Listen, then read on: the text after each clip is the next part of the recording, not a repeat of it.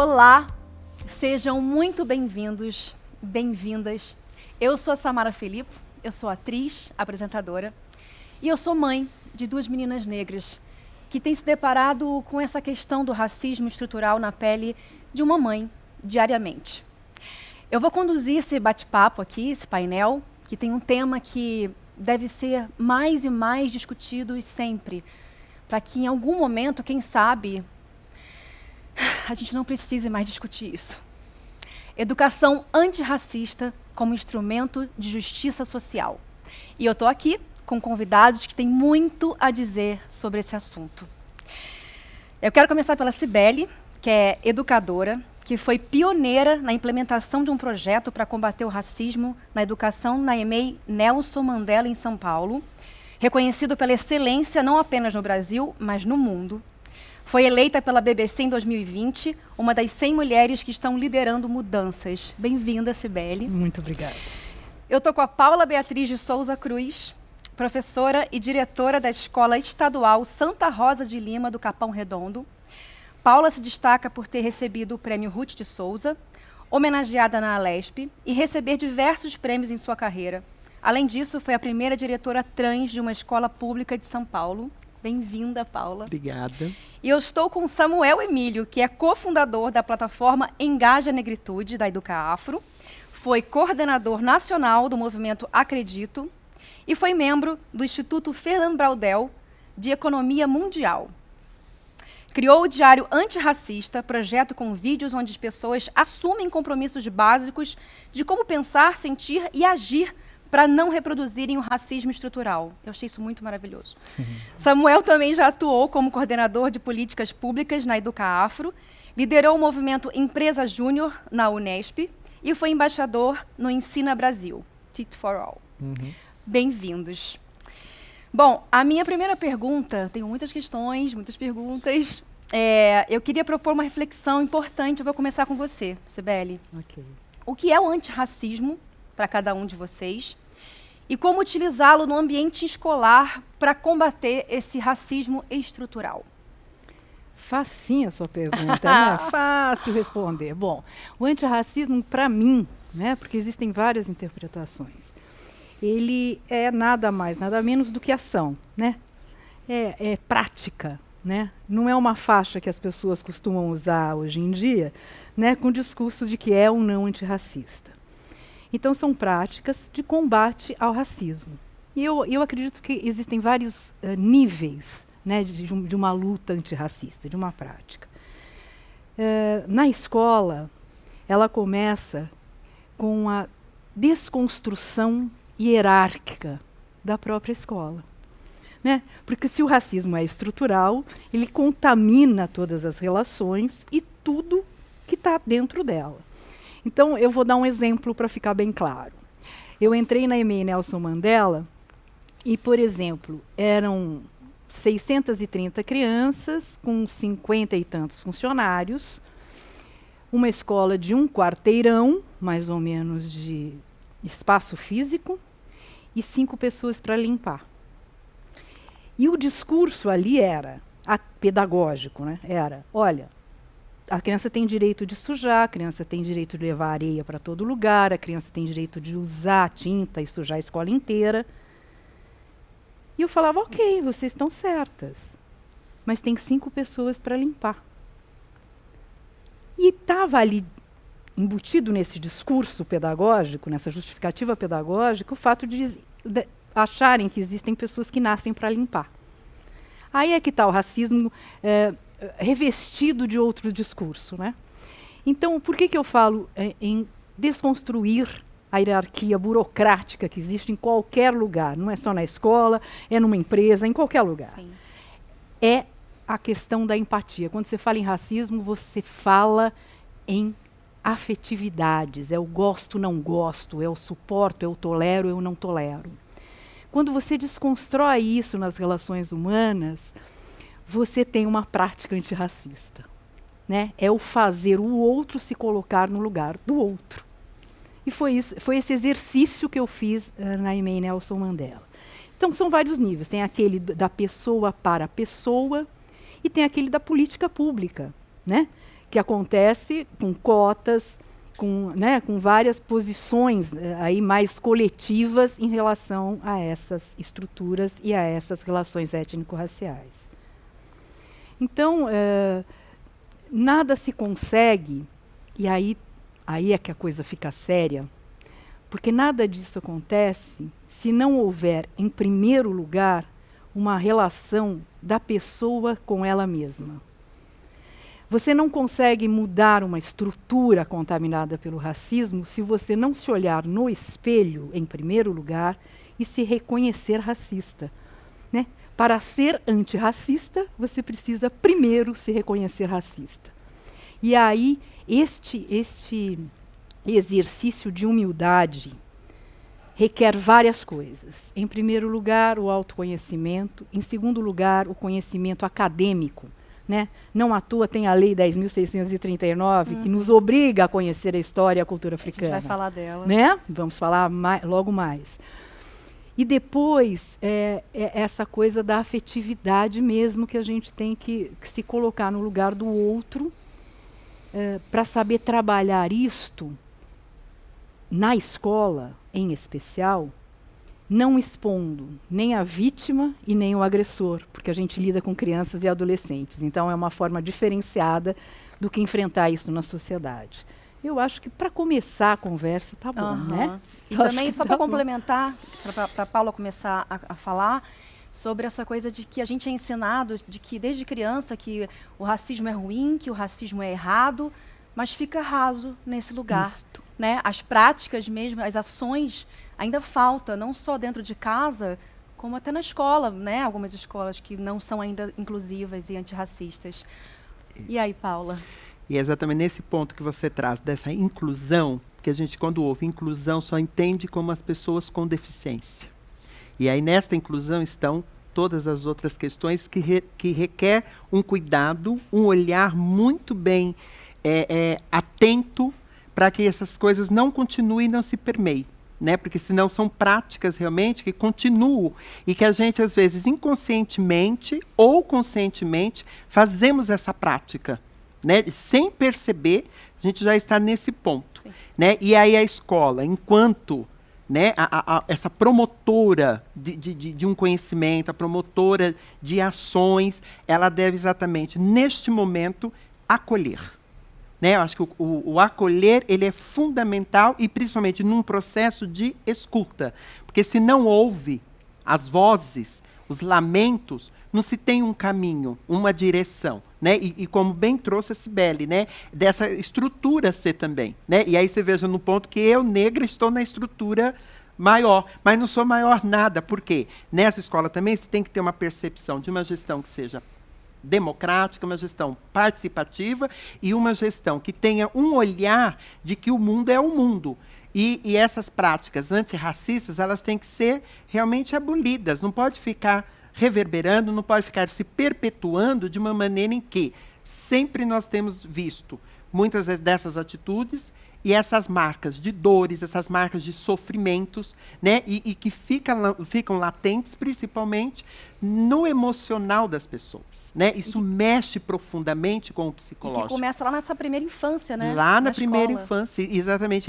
Na educação infantil, que deve iniciar exatamente o que ela trouxe, essa desconstrução, sabe, de todas as questões, né? Isso é de menino, isso é de menina, o rosa, o azul, e aí vem também a questão do, sabe, do cabelo, e aí vem, sabe, todas as histórias, né? Só se fala da Branca de Neve, mas não se narra nenhuma história, né? De uma criança, menina, meu laço de fita, por exemplo, não estando presente. Então, por isso que a gente precisa ter todo esse olhar, esse cuidado, para que a gente possa realmente ter essa garantia do entendimento que somos pessoas humanas e tratamos com pessoas humanas. Né? Então, essa escola, ela tem que estar, enquanto num papel de humanização para a vida, para a excelência, para que as pessoas, de fato, sejam felizes e possam ser, de fato, quem elas são. Certo.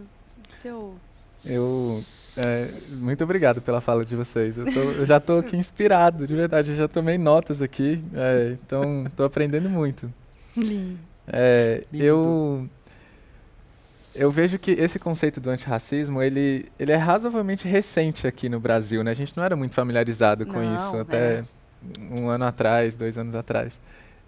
Inclusive, se a gente pega a história do país mesmo, até um determinado momento, a escola, de uma maneira muito explícita, o governo proibia que as pessoas negras frequentassem a escola. E aí, especialmente com o Estatuto, né, da Igualdade Racial, a gente teve um acordo ali do tipo, olha, a escola não pode mais ser racista.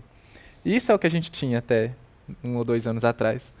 Só que não ser racista não é suficiente, né? E aí é que entra esse termo do antirracismo, porque a escola ela faz parte ela está dentro de uma sociedade, de um sistema que está perfeitamente desenhado para entregar os resultados que ele entrega hoje, que são desigualdades, né? Que são desigualdade de oportunidades, desigualdade de acesso à aprendizagem, de oportunidades no mercado de trabalho, violência, né? Baixa autoestima do jovem e por aí vai. Então, o sistema está perfeitamente produzido para entregar os resultados que ele entrega. A pergunta que a gente faz é, se a gente for neutro, o que acontece? Ele continua entregando, né? Sim. Continua entregando o racismo lá na ponta. Então, a grande pergunta que a gente tem que se fazer na escola é exatamente essa. Como é que a gente faz para que, pelo menos, essa escola ela seja um mecanismo para reverter esse ciclo de desigualdade, reverter esse ciclo do racismo e começar a construir um ciclo mais saudável. E aí essa prática antirracista intencional de não simplesmente não ser antirracista, mas tentar imaginar ações concretas que a gente pode fazer, talvez seja o que a gente está tentando descobrir juntos aqui, como é que faz. Exato, aprendendo. A gente não sabe. Desmontando, né? Desconstruindo, como a Sibeli falou, essa hierarquia, esse... Bom, eu já vou entrar na próxima pergunta, que tem muito a ver com isso que você acabou de falar, que a Sibeli também tocou no assunto, que é a Lei 10.639, que ela representou, sim, obviamente, um avanço, né, nessa formulação dos currículos, mas que ela ainda é muito pouco aplicada, infelizmente, em muitas escolas. Mas, pensando nessa construção de uma educação verdadeiramente antirracista, além da lei que precisa ser mais aplicada, ser colocada nas escolas, que outras medidas de inclusão, além da cultura afro-brasileira, precisa nos currículos? Quais são importantes de verdade, assim, para vocês? Que ações são essas? Elas são básicas, né, Samara, eu acredito. Vamos ver se a gente concorda e vocês vão me ajudando. É básico, por exemplo, você ouvir o negro na escola. Olha que bárbaro que eu vou te falar. A escola pública, porque é da onde eu venho, né? É onde eu fui criada, é onde eu me constituí professora e diretora. Essa escola é pensada por brancos e feita por brancos para uma maioria negra. Já começar daí já é uma coisa meio torta, né? É uma coisa meio esquisita. E nunca se falou isso, por exemplo, para se justificar por que uma evasão escolar, por exemplo, né? Por que essas crianças e esses adolescentes somem dessa escola? Existem várias questões aí envolvidas, mas por que eles não se acham nessa escola? Está claro porque não se acham, né? Mas, por exemplo, para uma escola ser inclusiva, como falou a Paula, é preciso que essas famílias estejam dentro nessa parceria que se escuta por aí. Essa escola precisa participar do currículo dessa escola. Essa escola do século XXI precisa compreender que ela existe não é para formar só crianças e adolescentes. Essa escola do século XXI, a pública e a privada, existe para formar uma comunidade inteira, não é? Sim. Ela existe para formar famílias também.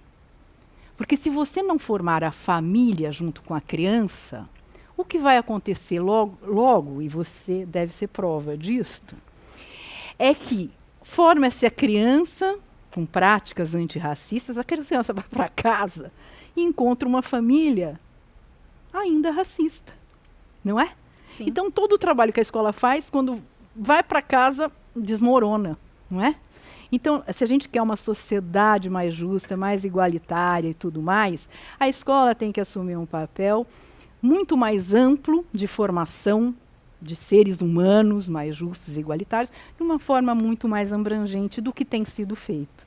No entanto, parece que é um vício pedagógico a escola se fechar em si. Então, eu acho que essa é uma prática que a escola deveria assumir, como fizemos lá na escola que eu fui diretora. Ali, por exemplo, havia pais formando professores. A gente inverteu a situação. Sim. Havia pais em horário de estudo formando professores. Havia educadores da limpeza e da merenda, com a sua negritude, formando professores. Né? Sim, é porque eu passei isso também há pouco tempo com a minha de 8 anos, a minha filha de 8 anos, que, né, sofreu racismo na escola.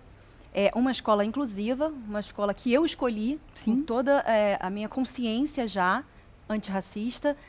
E mesmo assim a gente se depara com isso. E dentro dessa pergunta que eu fiz além dessa lei que deveria estar sendo aplicada, que outros movimentos deveriam tomar para que esse menino branco, né, que praticou o racismo, que veio talvez de casa, ou escutou de um coleguinha, ou viu num filme que a mãe não está do lado para poder orientá-lo, né, o pai. Que outras ações a gente pode ter, Paula? Nós precisamos pensar assim. Eu tenho um entendimento que toda lei não é já diretamente para punir. Eu vejo que a lei é para educar. Quem não se educa, então ela pune. Então já tem que começar com essa premissa. E aí nesse processo, que até a Cibele trouxe da evasão, eu diria que a gente tem num ponto hoje na escola, e é onde eu já falei daquele cuidado, que tem uma expulsão compulsória, que muitas vezes ela pode ser consciente ou inconsciente. E aí, essa expulsão compulsória é exatamente quando a criança não se vê e não se sente reconhecida enquanto uma pessoa humana, uma pessoa que está ali, que está sofrendo, que está passando por algumas situações e que ninguém olhou, ninguém cuidou. Então, ela sai, porque não está um ambiente que está promovendo para ela um desejo, uma satisfação, um querer. Então, por isso que as escolas precisam garantir nos seus projetos políticos pedagógicos essa ação, mas não no papel, tanto como a lei, que está no papel, porque não existe essa prática. Quando ela foi sancionada, houve todo um movimento de formações, e que tem que estudar, tem que não sei o quê. Aí houve todo o entendimento que era só para ensinar a culinária, e aí, então, muitos viram só a questão da religião, né, afrodescendente. Então, Deus me livre, que eu não vou falar de macumba. Aí vamos estudar, porque não se trata nem da palavra macumba, é outra coisa, outro sentido. Então, quer dizer, é muita questão que se precisa ter o conhecimento, precisa se buscar o estudo. E esse estudo e esse conhecimento se inicia onde? Na escola.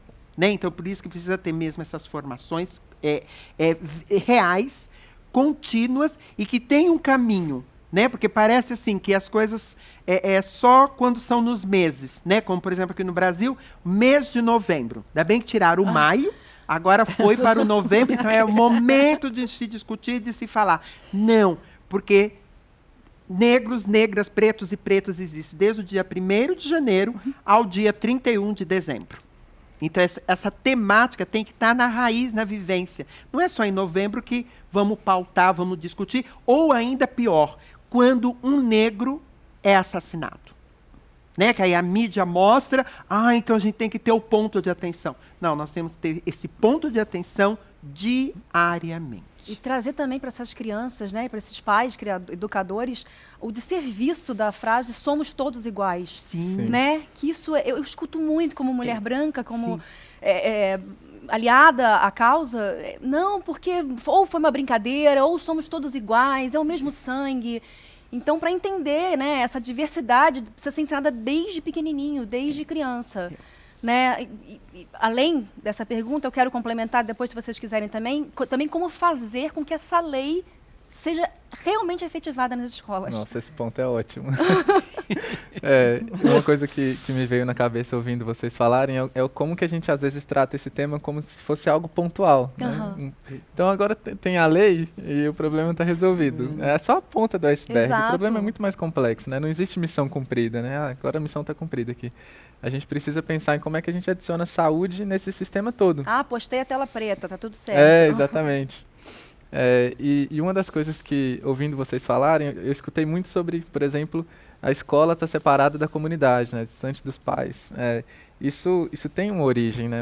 Alguns dos principais modelos mentais colonizadores eram baseados em separação. E isso tem uma consequência na escola que foi criada a partir desse modelo mental, que separa a escola da comunidade ao entorno, da família e tal. Tinham muitos modelos mentais relacionados à exploração também, daí que surgem essas hierarquias, muitos modelos mentais que, no final das contas, culminam nessa escola que a gente tem hoje, né? Muita coisa relacionada à competição. Se a gente entra na sala de aula, eu acho que isso tem mudado, inclusive vocês podem me ensinar sobre isso, mas quando eu estudei, tinha as turmas, turma A, turma B, turma C, turma D. E a turma A era dos mais inteligentes. Isso, dos legaizinhos. E dos mais branquinhos também. Coincidentemente, né? Exatamente. E aí os mais negrinhos estavam sempre na turma D, turma E, etc. Então, tinha uma questão muito meritocrática também, muito baseada em competição. E aí eu fico pensando, poxa, é um desafio de mudança de modelos mentais. Não é só mudar a lei, que é uma questão estrutural importante, mas parece que tem uma camada mais profunda de tentar começar a construir uma escola mais baseada em relacionamento, em colaboração, em pertencimento, que vão dar origem em várias outras coisas, que vão dar origem numa formação de professores que é feita pelos pais. Por quê? Representativa. Porque, exatamente, em uma escola mais representativa, com lideranças que as crianças conseguem se enxergar e falar, nossa, tem uma diretora que é uma mulher negra. Eu me arrepio aqui, ó. Eu também.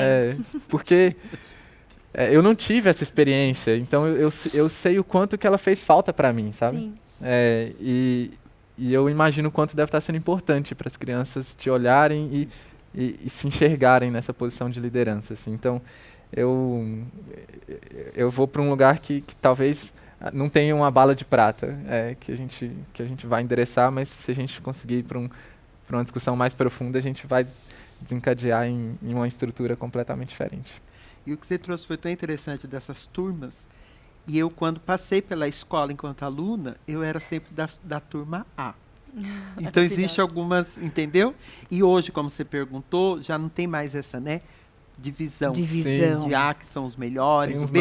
E nem propriamente dentro da sala de aula não pode acontecer isso, porque é realmente pelas hipóteses, né, da leitura, da escrita, que as crianças se encontram e aí um com o outro, não pode ter mais essa separação. Então isso vem contribuir também para com essas posturas antirracistas. E ajudando também junto com isso, a Fundação Telefônica Vivo, ela lançou recentemente um livro para apoiar os educadores para a implementação do tema, que traz uma reflexão sobre o espaço escolar como local representativo, em que devem ser realizadas práticas transformadoras, enfocadas no respeito, às diferenças, no combate à discriminação, e também apresenta planos de aulas como exemplos de efetivação de uma perspectiva antirracista, assim como sugestões de abordagens pedagógicas distribuídas por níveis de ensino. Bom, e para quem quiser conhecer, o nome do livro é esse aqui, ó, Escola, tá certo? Tá. Escola para Todos, promovendo uma escola antirracista, e está disponível no site da Fundação para download gratuito. Opa, tá certo? Gente, estou completamente... É esse aqui, que exatamente assim, esse caso que eu passei agora com a minha filha, há pouco tempo, tinha mãe me chamando até no WhatsApp, no privado, falando, então, Samara, a gente pode parar para conversar? O que eu posso fazer de fato dentro de casa? E eu achei incrível aquilo estar acontecendo, sabe? Porque eu estou tão aprendendo quanto ela, e foi exatamente a criança que, né, teve junto com a minha filha nessa situação. Então, acho que tanto o livro quanto vocês estarem aqui é um grande passo para a gente estar desconstruindo, sim, né? Bom, Samuel, você é cofundador da plataforma Engaja a Negritude, da Educa Afro. Como a Educa Afro tem atuado para promover a inclusão dos negros e como isso tem um poder transformador também para desenvolver uma sociedade antirracista? Sim.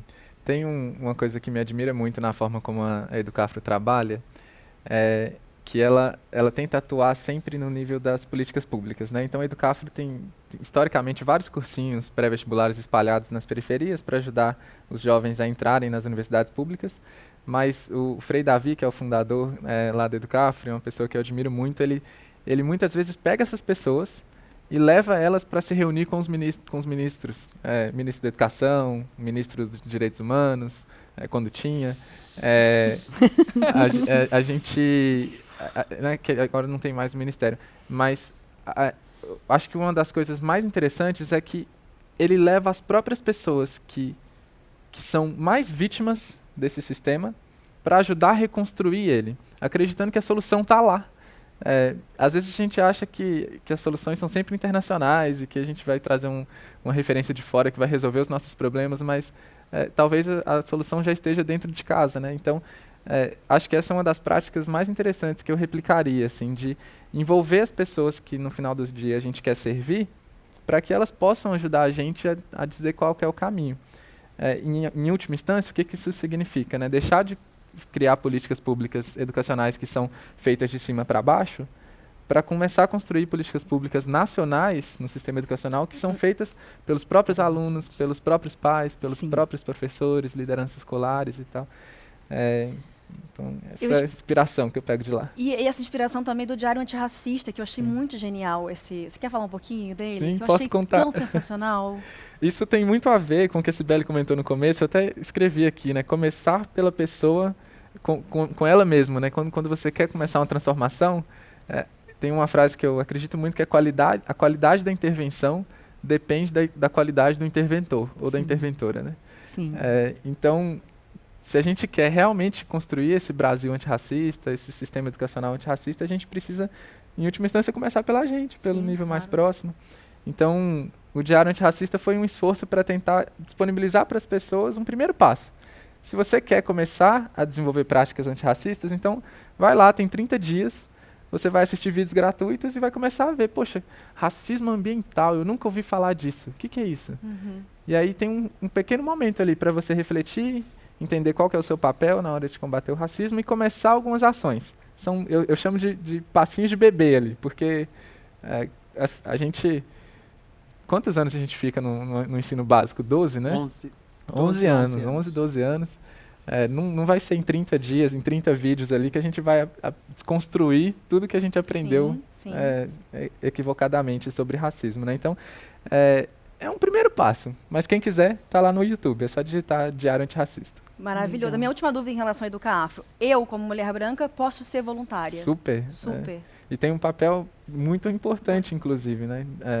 Infelizmente, acho que todo mundo aqui está a par disso, talvez quem está assistindo eu não sei, mas algumas pessoas hoje em dia ainda continuam descredibilizando muito a opinião de pessoas negras. Então a gente pode falar aqui e ela não vai me ouvir. Posso falar o que for, né? Mas talvez se você falar, ela te escuta. Então, para mim é importante que ela escute alguém. Tenho conversado se ela muito escutar sobre você, isso. tá ótimo. Enfim, Paula, além de mulher negra, você é uma mulher trans. E como foi o desafio de realizar o seu trabalho, o seu plano de gestão, sendo a primeira mulher trans a gerir uma escola? E, por outro lado, o que isso te ajudou a auxiliar a desenvolver uma educação antirracista em prol da diversidade? Olha... é que mexe, né? Claro. Você veja, carregar esses marcadores, né? Porque o nosso país é muito de dar marcadores, né? Sim. E aí eu tenho 2, mas tenho mais. Né? Porque eu digo, eu nasci em São Paulo, mas eu sou filha de nordestinos, então eu tenho esse marcador. Eu sou nordestina, tataraneta de indígena, quilombola, porque se fizer uma ancestralidade, fizer todo, né? Vou cair lá, certo? Então acho que é esse olhar e esse cuidado, né? E aí num ponto em que eu estou numa escola gestora, né? Aí sou a primeira diretora transexual reconhecida pela Secretaria da Educação do Estado de São Paulo, né? E agora trazem os dados que eu sou do Brasil, né? Então vem-se uma preocupação, porque a gente percebe que não é só reconhecer, só titularizar e como assim, Então existe. Não tem lá a Paula. Então parece que as coisas estão acontecendo muito bem, obrigado. E não estão acontecendo, né? E aí quando em 2013 eu fui reconhecida pela Secretaria da Educação, eu fui até a secretaria, né, para ter um bate-papo, um diálogo, porque falei, tá, não é só reconhecer. O que podemos fazer, né, para que essas questões sejam mesmo tratadas dentro da escola? E eu acredito muito de que é com o quê? Com a formação, porque não é só você falar que tem, porque as pessoas têm dificuldade, né, Cibele? E aí a gente precisa ter essa formação, ter essa leitura, ter esse estudo, né, como o próprio Samuel trouxe agora, que é válido, pessoa branca está participando do Educafro, exatamente porque é uma voz que também vai conseguir chegar nas outras pessoas, né? E aí não pode ter esse olhar de que você, sendo branca, que você não pode falar da questão antirracista. Aliás, é quem deve estar falando, né? Porque é justamente muitos dos brancos que têm essa postura, né? Mas também há próprios negros, negras, que também são racistas, né? Então é por isso que a gente precisa trabalhar. E por que se tornam racistas? Para eliminar esse sofrimento, porque eles estão sentindo na pele. Sim. E aí acabam tendo, é como até Paulo Freire, né, quando ele diz da questão do oprimido, que tem sempre o desejo de ser o opressor, exatamente para ter essa postura, né? Então aí eu, neste papel de estar na frente de uma escola, de estar pontuando, de estar ali conduzindo, né? Porque eu sou, na verdade, a motorista. E aí todo mundo está entrando nesse ônibus e estamos indo. Só que a cada um que entra nesse ônibus tem que ser ouvido, tem que ser posicionado, em que caminho, aí direcionar. Eu ali que estou dirigindo também. Não é só eu conduzindo todo mundo, é todo mundo se conduzindo e conduzindo o outro. Sabe, é aquele ponto assim que eu vejo, que eu vi sempre a minha vida inteira, que lá no fim do túnel tem uma luz. Não, gente, não temos que esperar esse fim do túnel que tem essa luz. Nós temos que já ir por esse túnel acendendo essa luz. Sim. Porque nós somos pessoas com essa luz. Eu ia falar trazer a luz, mas acendendo é infinitamente mais maravilhoso. Exatamente, porque aí eu vou acendendo, outros já foram na minha frente e acenderam para que eu faça essa caminhada e eu vou estar acendendo para outros que virão. E acho que é isso que promove para que uma gestão de uma escola tenha esse caráter, porque a base é a educação. A base mesmo é a educação. E que, se fui repetitiva mesmo no sentido que a educação, ela é a primeira e qualquer país, isso tem dados aí, né? Tem países que são primeiro mundo exatamente porque investiu em educação. E aí, nosso país, a gente tem que arrumar a nossa casinha, chama-se Brasil, tem que começar mesmo pondo aquele tapete veludo vermelho, amarelo, rosa, roxo, de todas as cores, porque é uma diversidade, né? Com a educação. E acredito como você deve ter batido de frente com esse racismo epistemológico que fala, né? Sobre a nossa... A dúvida da capacidade, né, que o negro sofre em relação a isso. Que foi até o que o Samuel falou em relação às salas de aula divididas, né? Loucura. Cibele, diga. Quem sabe menos. Quais foram as dificuldades que você encontrou para implementar o seu projeto no início e qual o legado do seu trabalho com o IMEI Nelson Mandela? Primeiro eu queria só voltar um pouquinho, por favor. Posso? Pode. Porque quando a lei chega, você falando da lei, da importância, ok, bacana, e é mesmo, né? A gente sabe que é. Mas ela chega nas escolas com o seguinte título: Estudo das relações étnico-raciais. Portanto, a lei fica em segundo plano. O que vem na cabeça são as relações humanas, né? É eu com você, você comigo e vamos ver no que dá. Nessas relações, o mais importante, e é um caminho que eu alerto, porque é assim que começa, e é um grande equívoco. E eu falo o seguinte, eu aprendo mais com erro do que com acerto, vamos combinar. Sim. Então, lá a gente teve um erro muito violento inicialmente, que era falar sobre a negritude, né? A gente queria, por exemplo, Samara, Samuel, Paula, que as nossas crianças negras se reconhecessem negras. Olha, estou falando porque pode ser o erro de muita gente. E esquecemos de falar justamente do que a gente deveria falar, que era da nossa branquitude, né? De 90% de professoras de gestão brancas. Por que eu gosto de falar isso? Porque apesar da Nelson Mandela se transformar numa referência nacional e internacional, nós mais erramos no início do que acertamos. E quando você me pergunta o que a gente tem que fazer para a lei pegar e para todas as escolas, é porque há o receio de se mexer nesse assunto por conta dos erros que se pode cometer. E o que eu digo para todo mundo é o seguinte: a gente só errou no começo, mas a gente não teve medo de errar. Uhum. Tem que arriscar, Claro. sabe? Você tem o desejo de acertar era tanto que a gente teve alguns errinhos no começo, porque somos racistas e quem é racista erra. Ponto final. Ponto final. E vamos. Ah, errou? Bacana. O que a gente faz para acertar na próxima? E foi assim que a gente fez. Até o ponto que a gente só começou a dar bola dentro. Sim. Entendeu? Né? Por conta do estudo. Por conta de ir atrás. Né?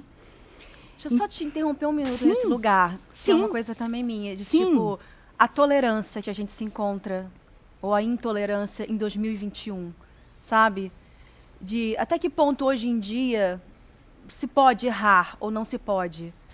Estou botando aqui um lugar, se vocês quiserem também comentar sobre isso, porque foi uma coisa que a Cideli trouxe, que a gente errou. Isso começou lá atrás. A gente está em 2021, a gente está vendo crueldade atrás de racismo atrás de racismo. E aí, é para ser tolerante hoje em dia? Eu sei que existe a internet, tudo, o discurso de ódio, o cancelamento. Eu não sou a favor de nada disso. E aí, como é que a gente age? E aí depende do contexto. Depende com quem você está lidando. Né? Eu estou falando do lugar de uma diretora de crianças de 4 e 5 anos. Uhum. Né? Então, quando você lida com crianças de 4 e 5, é preciso, sim, ser tolerante, ao máximo. Então, quando acontecia, por exemplo, eu vou materializar, concretizar uma situação, né? Quando havia uma situação de racismo explícita entre as duas crianças, primeiro, é preciso criar um ambiente na escola em que ele apareça, ao contrário do que a gente tem feito há séculos, que é evitar falar. Lá, a confiança era plena. Então, era tão grande, esse foi o primeiro passo, da gente deixar mesmo o racismo se manifestar. A gente provocava, criava situações para que ele existisse mesmo. Falas e atitudes. Havia atitude, a gente não via com o discurso de adulto dizendo isso é feio, isso não pode, porque isso e nada é a mesma coisa. A gente levava essa situação para a sala dos professores para planejar uma ação afirmativa, né, que a gente chama. Sim. Que é pensar mesmo pedagogicamente como enfrentar aquela situação. Que não era nem crucificar um, né, e nem o outro. Era planejar uma situação, até misturando um pouco de fantasia, um pouco de realidade para as crianças, e trazer uma imagem positiva daquela situação. Criar uma imagem positiva daquilo com conhecimento trazido, conhecimento acadêmico, né, da África, do conhecimento do continente africano.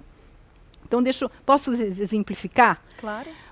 Mostramos uma foto de uma menina negra, sorridente, do Pierre Verger, para a criança legendar. Ok, ela é negra e é feia. A orientação era, não faça cara feia, não fale, está errado, não é feia, não é. Porque se perguntar, vai falar, mas por que ela é feia? Ah, porque ela é negra. Ah, mas e por que ela é negra? Ah, porque ela é feia. Porque é esse o discurso. Ok, então não pergunte. Vamos para a sala. O que a gente fez? Pegou uma outra menina um pouco mais velha do que ela, negra, sorridente, pegou uma princesa de Gana, porque lá tem princesa de verdade, aqui não tem. E ela, além de princesa de Gana, era lindérrima e atriz. E construímos uma história e levamos para esse grupo de crianças. Você sabe o que aconteceu? Virou musa inspiradora daquele grupo. Então a gente não precisou chamar a criança e falar, escuta, tá errado, não é isso. Bom, passou um tempo, eu no parque com as crianças, porque tudo planejadinho, não é que, né, deixa no ar. Chamei a menina que tinha legendado a tal da foto. Aí falei, e aí, como é que tá a princesa tal, que eu não me lembro o nome? Ela falou assim, você sabe que eu pedi uma foto dela para levar para casa? Porque ela era negra, inclusive. Levei para casa. Eu falei, e aí? Você entendeu que ela foi princesa porque o sorriso dela era o mais poderoso da etnia lá que ela morava? Eu tenho um sorriso bonito. Eu falei, você tem tudo para ser princesa. Ponto. Essa foi a ação afirmativa. Então, veja, há caminhos e caminhos para se trabalhar a lei. Não é no enfrentamento. Né? O enfrentamento você tem com adultos, entre nós. Porque daí eu falo o seguinte, com adultos, não há texto motivacional para trabalhar com racismo. E às vezes um chacoalhão. Né? Agora com crianças de 4 e 5, é na fantasia, no encantamento, né? É no convencimento de outras formas. Você ia falar alguma coisa, Samuel, sobre o negócio da intolerância que eu falei? Eu achei ótimo, que eu ia falar do chacoalhão. É do chacoalhão, né? É super rápido, mas é porque às vezes as pessoas chegam falando isso. Eu quero começar a ter práticas antirracistas, mas eu tô com medo de começar para não fazer errado. Aí eu falo assim, você tá fazendo nada? Não, tô não, então você já tá errado. Você tá errado, tem que fazer, agora você tem chance de começar a acertar. Então muda um pouco da perspectiva, né? Assim, já tá completamente equivocado se você não tá fazendo nada. E isso tem que ser constrangedor. Tanto quanto tentar e errar, ou talvez mais, inclusive, do que tentar e errar. Eu valorizo muito quem está tentando. Tem muita gente se esforçando, bater na cabeça, mas é o caminho. Exato. Sibéria, eu vou continuar aqui com você. Muitas vezes as questões raciais, como racismo recreativo, que eu vivo, isso, na escola com as minhas filhas, transcendem portões das escolas e vão para casa. Como eu falei, eu mesma passo por isso, já passei. E é sempre ele estava só brincando, ou foi uma piadinha, né? Você é conhecida por promover a cultura da paz. Qual é a maneira apropriada de abordar o assunto com elas? Inclusive na mediação, na prevenção de possíveis conflitos. Como você, como educadora, me daria orientações, sabe? De falar com as minhas filhas. Isso se estende também para Paula. Eu vou te falar o que eu fazia como diretora de escola. Os problemas que aconteciam na escola, Samara, eu resolvia na escola. Eu jamais chamei pais de família para resolver problemas que aconteciam com as crianças. Jamais. Por quê? Porque, primeiro, que a criança é uma em casa e outra na escola. Segundo, porque eu falei para vocês, a gente criou uma cumplicidade ali na escola, que eu chamar o pai de alguém para dar piteco na vida do filho do outro, né? Era cortar esse laço de confiança. Então, eu jamais fiz isso. A gente resolvia as questões lá. O que acontecia, por exemplo, é uma mãe, por exemplo, quando acontecia algum caso e que a gente não sabia, porque o ideal é você abrir a escola a ponto de você saber tudo o que está acontecendo ali, né, de falas racistas e tal, de ser tão aberto o espaço da escola que você resolve ali mesmo. Mas tem crianças que são espertinhas e que cutucam a outra sem você saber. Quando acontecia, a gente, a mãe, a família procurava a direção, a coordenação, a gestão pedagógica e a gente resolvia ali. Agora, o papel de mãe, Samara, é papel de mãe. Eu falo mãe por eu estar aqui representando mães, tá, gente? Isso, todas as mães. Criadores de crianças. Isso. Estende para pais, a sua fala como mãe é uma fala que só você como mãe e todas as mães têm que ter. é aquela feroz que quer defender a cria. Ah, eu já falo, rebate! Exatamente. Fala que se ele não pagar, os pais vão pagar. Brincadeira. Não, mas é que dá muita veja, raiva, né?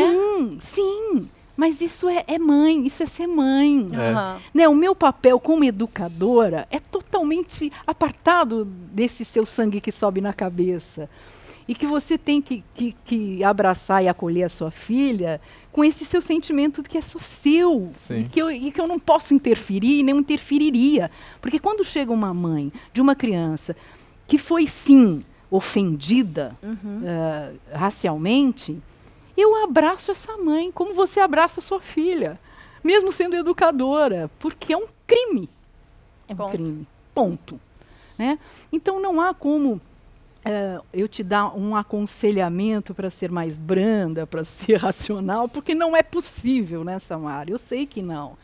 Como mãe que sou. Agora, esse tratamento na escola é a escola que tem que resolver, na minha opinião. Uhum. Vocês querem complementar com algo? Paula, Samuel? Tá. Eu adorei a Foi fala bem da a Cibele. fala da Cibele. E eu reforço que tem que deixar essa fúria Que sair representa, mesmo. né? Né? Sair. Fúria é diferente de ódio, né? Sim. Que representa a fala E- da Cibele.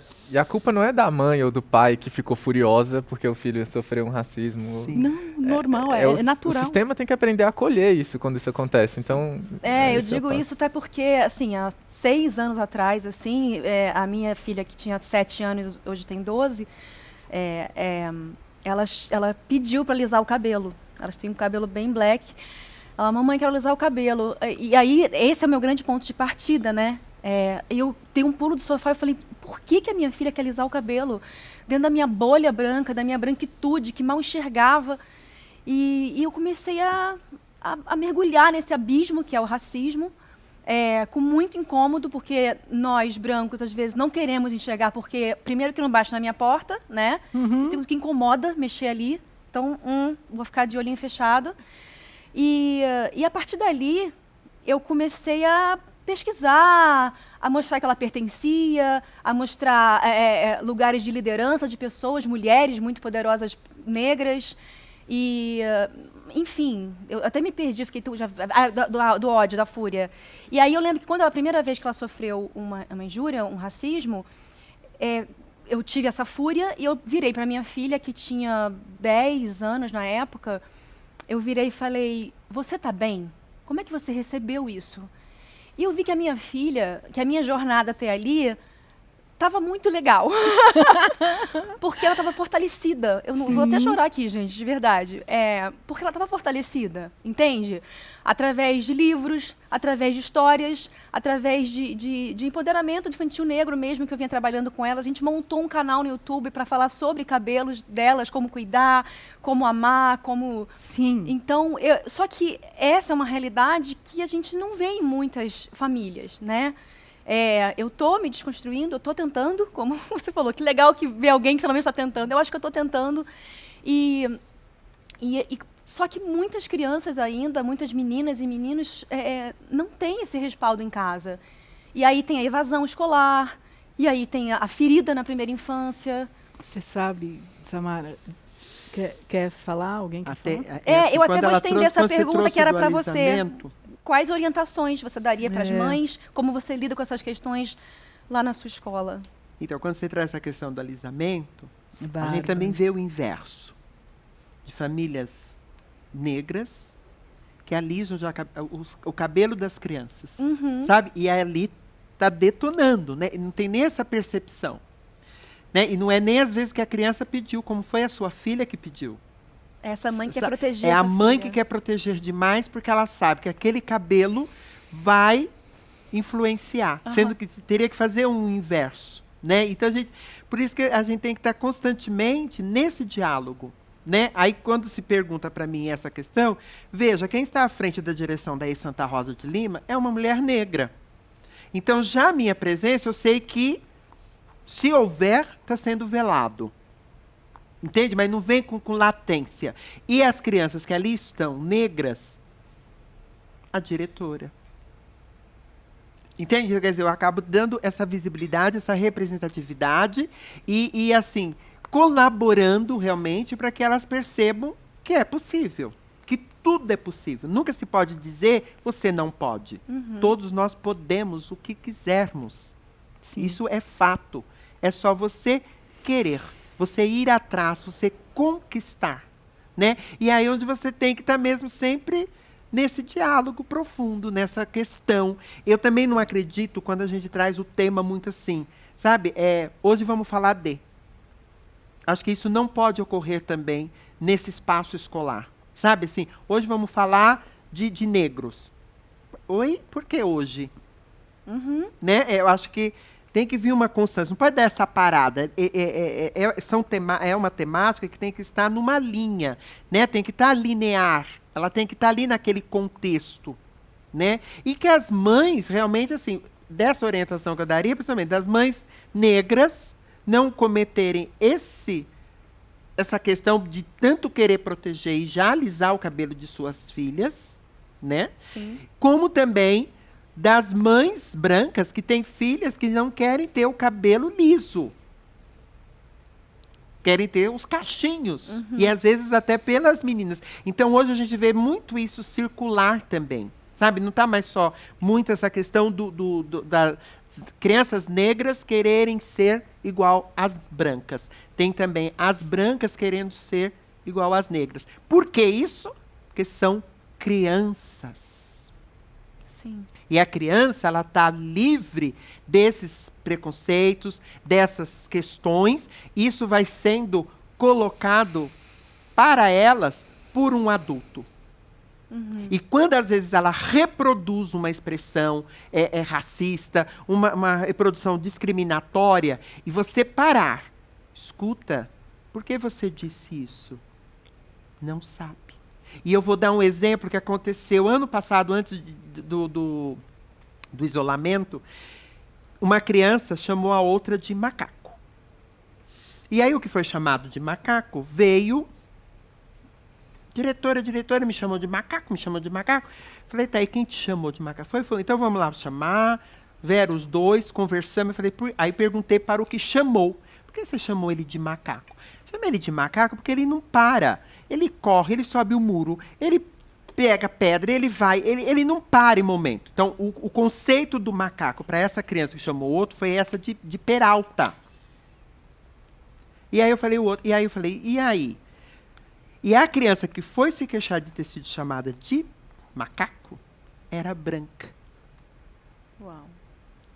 Entende? Então, ela branca se ofendeu de ser chamada de macaco. Eu falei, você agora entendeu o que é o macaco que ele quis dizer?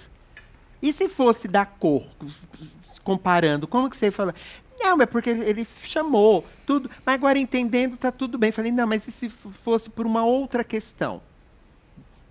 Então houve ali uma conversa, sabe? E aí eles conversaram. Eu falei, então agora eu vou ficar aqui, vocês vão conversar aí para se entenderem. E é nessas práticas que a gente vai aprender. E vão essas práticas que vão. Só que ali também foi o quê? O meu cuidado. Sim. Porque, de repente, eu poderia já chegar detonando. Né? Contando que até eu a vi falar aqui que era uma criança branca, todos vocês ficaram surpresos assim. Seria uma criança negra que tinha sido chamada. Então, por isso que a gente tem que ser muito cuidadoso. Né? Então, e nesse sentido. E se fosse uma criança negra, que ele tivesse chamado de macaco e dado essa justificativa da peraltice. Entende? Por isso que então, a gente tem que realmente ouvir, não já, na minha concepção, de uma pessoa adulta, de já ir condenando e apontando. Né? Porque eu agi dessa maneira. Então, aí veio uma reflexão para mim do ponto que eu tinha que mudar, que foi uma criança branca chamada de macaco, e se fosse uma criança negra, que postura que eu teria? Já seria de repreender o outro? Você está entendendo? Então, por isso que a gente tem que ter mesmo esse processo de ouvir. Então, é a orientação que eu dou para todas as pessoas. Não só as mães, os pais, os profissionais da educação, é mesmo assim de conversar. Vamos aqui, pautar o porquê disso, por que chegou nisso. E muitas vezes a gente vai ter respostas que realmente são reveladoras, como também vamos ter respostas que eles vão dizer que não sabe por que falaram. Que aí a gente já sabe que é uma reprodução de uma Sim. conversa que ouviu de um adulto, é uma postura de uma pessoa adulta. Samuel, que desafios, que dificuldades os alunos que vocês auxiliam enfrentam para se incluírem num ambiente, assim, muitas vezes que ainda não se enxergam, que não tem qualquer tipo de Sim. representatividade? Eu estou refletindo muito sobre essa pergunta. Eu tinha lido ela um pouco antes e eu estava, gente, é muito profunda ela. E a gente acabou tratando desse Ela assunto sempre algumas vai vezes permeando e está todos os permeando. espaços, né? E eu acho que de longe o maior desafio que a gente tem é um desafio de autoestima, de senso de pertencimento, de se identificar com o que ela está vendo ali, que não é, coitada, não tem nada a ver com ela, não é nem parte disso é responsabilidade ou culpa dela, né? É que o aluno ou a aluna lá no final, ele é a principal vítima desse sistema todo. E eu nem falei que quando a minha filha pediu para alisar o cabelo, eu inclusive falei, mas por quê? E ela falou, porque eu não me vejo. Todas as minhas amigas têm cabelo liso. E o grupinho de 4 amigas, ela era a única de cabelo black. Complementando só o que exatamente. Então eu tenho uma sensação de que muitos dos desafios que a gente quer enfrentar dentro do sistema educacional para mitigar o racismo, para ter uma educação mais antirracista, talvez, não sou nenhum grande especialista, mas talvez uma boa pista seja a gente começar pelo próprio aluno, pelos próprios alunos individualmente e começar essa transformação, né? Não só pelos negros. Acho que a Cibele trouxe um ponto muito importante. Tem que começar que as crianças brancas também precisam entender o papel delas e se enxergarem enquanto membros de uma comunidade branca também. A branquitude também, né, da mesma maneira que tem pretos, pardos, amarelos, indígenas, também tem as pessoas brancas, e elas fazem parte de uma comunidade, e tá tudo bem. Agora, o que você faz com isso, a partir do momento em que você se identifica enquanto membro dessa comunidade? Pois é, vocês monitoram isso? Vocês conseguem mapear? Nossa, quem dera. Eu acho que tem um desafio o que a gente tem aprendido quando a gente está encarando problemas muito complexos, é que talvez não tenham tantos indicadores para a gente ficar fazendo monitoramento o tempo todo. Uma das formas mais interessantes que eu tenho visto de fazer monitoramento desses aprendizados é como muitas comunidades indígenas fazem. Bota o pessoal em volta de uma fogueira e pergunta para elas como é que foi a sua experiência essa semana. E deixa elas contarem o que elas aprenderam, onde elas evoluíram. E talvez essa narrativa, essas histórias que vão sendo contadas, elas vão ajudar a gente a entender muito melhor o que aconteceu ali naquela semana ou naquele mês do que qualquer indicador, né? Vai ficar difícil contar pro pessoal lá do conselho, do board, né? Então a gente avançou, fulana fez isso essa semana. Você vai ter que começar a contar histórias ao invés de mostrar alguns indicadores, mas parte pode ser por aí também. Acho que não pode abandonar os indicadores não, mas acho que a gente pode aderir a um jeito diferente de avaliar os aprendizados. Sim, também. esse corpo docente também, como vir mais preparado, né? Vir mais atento a isso, porque a minha filha me relatou isso uma semana depois do ocorrido. Falei, por quê? Porque eu tive vergonha de falar com a professora.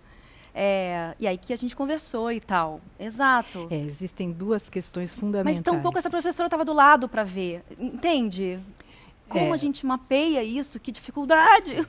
Samara, são 2 questões fundamentais. Primeiro, a formação inicial, que está muito defasada, portanto, as universidades precisam criar disciplinas específicas para trabalhar esses professores antes deles chegarem na escola, né, preparar esses professores para isso.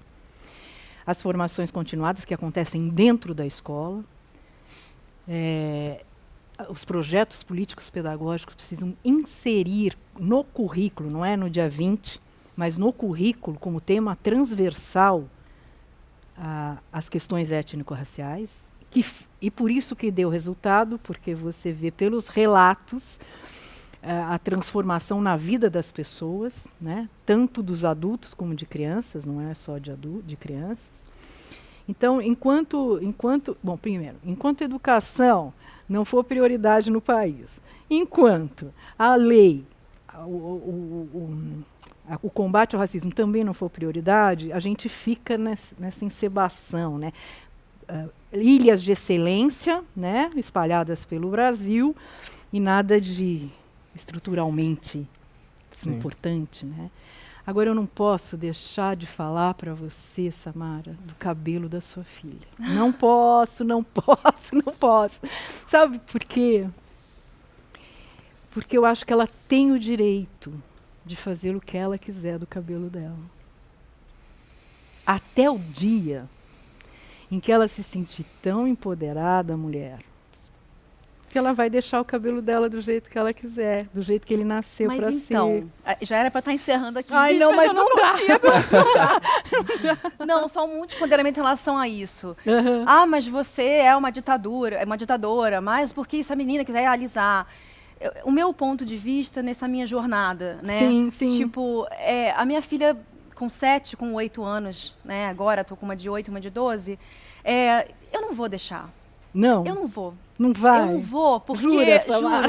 Eu juro.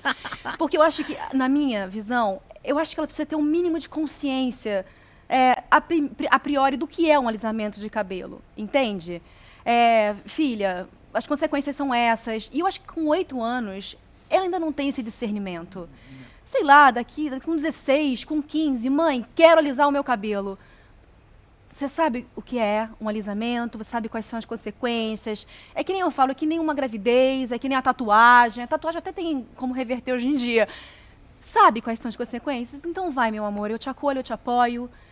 E é isso, eu posso estar completamente errada, estou tropeçando, estou aprendendo, mas eu queria ouvir você, Paula, sobre esse assunto. O que você... Então, veja, eu fui só alisar os meus cabelos aos 35 anos. Porque até os 35, eu vivia como um rapaz gay. Então, eu tinha que ter aquele cabelo curtinho, sabe? Passado na máquina. E aí, quando eu começo a minha transição, a exteriorização da Paula, eu falei, o cabelo tem que crescer. E aí, para ele crescer, eu comecei a alisar. E aí, uma ignorância também, porque eu poderia deixá-lo crescer. E na questão mesmo de ter um cabelo de negra, né? Mas assim, naquele pensamento. Então, acho que isso, quando se fala da questão do cabelo, desse olhar, porque parece assim que o cabelo é que manda primeiro, né? Ele que chega primeiro. Mas não é o cabelo que chega primeiro. Quem chega primeiro sou eu, Paula. Né? Então, acho que é nesse momento que acho que quando a sua filha pede para alisar o cabelo, porque de repente ela quer chegar, mas só que ela tem que ver a possibilidade que ela já chegou com o cabelo crespo, com o cabelo de negra. Né? Então, acho que é esse papo que você deve ter mesmo com ela, e até quais são as implicações desse alisamento na idade dela de 8 anos. Sim. Né? Porque ainda tem as questões hormonais. Então, quer dizer, você pode bater toda essa conversa com ela, esse diálogo, nesse sentido. Né? Eu acho que aí ela vai conseguir se entender e compreender. Né? E desse momento dela. Que foi um momento meu. E hoje eu gostaria de fazer todo o retrato. E aí eu ouço que não tem como. Aí eu tenho que pelar de novo. Falei, não. Não, e tem muito isso também, né? De a menina lisa e o menino sempre tem que raspar o cabelo. Né? Nessa estrutura do racismo. Exato. Né? Para encerrar, vocês veem alguma diferença de gênero nesse lugar do racismo? Tipo, meninas sofrem mais que meninos num ambiente escolar? Para os 3. Samuel. Você consegue? Nossa, essa pergunta, bom, ela é um pouco armadilha também, dependendo do caminho que você vai na resposta. Tá, desculpa. Mas, não, mas é porque ela é uma pergunta boa, e aí acho que não tem uma resposta tão óbvia. Tão óbvia, eu sei disso. Eu posso falar da minha experiência. Enquanto vocês estavam comentando, eu vou falar algo que talvez surpreenda vocês. Porque vocês estão me vendo agora com esse cabelo aqui, mas eu também alisei meu cabelo durante alguns anos. Então, eu estava ouvindo e muitas memórias voltaram a mim. Assim. Uma delas é que o meu pai também me proibiu de alisar quando eu era mais novo. E eu fiquei me perguntando, o que teria sido melhor para mim? Então, enquanto eu estava ouvindo vocês, eu estava nesse lugar. E eu não sei se eu vou te frustrar. Para. Tá bom, eu tô aqui aprendendo. Olha eu, olha pra mim, Samuel. Vai, Samuel. Eu tenho a sensação de que teria sido mais importante para mim se eu tivesse alisado ainda mais cedo. Porque o que eu estava sofrendo no ambiente que eu estava, eu consegui bolsa em escola particular, então eu estava num ambiente muito diferente de mim. O que eu estava sofrendo lá era muito mais profundo, muito mais difícil de lidar do que qualquer possível consequência que eu tivesse capilar, ou com meu couro cabeludo, com qualquer coisa. Então a minha identidade ela foi muito esvaziada. E eu não tinha identidade, na verdade, porque eu não conseguia me sentir pertencente a nada. Então é uma confusão muito grande quando você é Mas muito a gente está nova, falando de muito quanto novo. tempo? Quanto tempo atrás? Há uns 15 anos atrás. São 15 anos. A gente acabou de falar aqui mesmo que essa luta antirracista é super recente. Mudou muito. Então eu tô falando de uma geração, agora as minhas filhas amam os cabelos, de verdade. Por mais que a Lara escute injúrias raciais na escola, ela não deixa de ir pra escola, ela não deixa de ir com o cabelo black dela, com penteado puff, entende? A Alicia ama o cabelo. Então, assim, eu não proibi, eu não sou esse, pelo amor de Deus, gente, eu não vou sair daqui como ditador. Não, você não proibiu. Não proíbo, eu apenas dialogo. Eu falo, vamos esperar, sei lá, daqui a 2 anos, vamos ver se você não muda de ideia.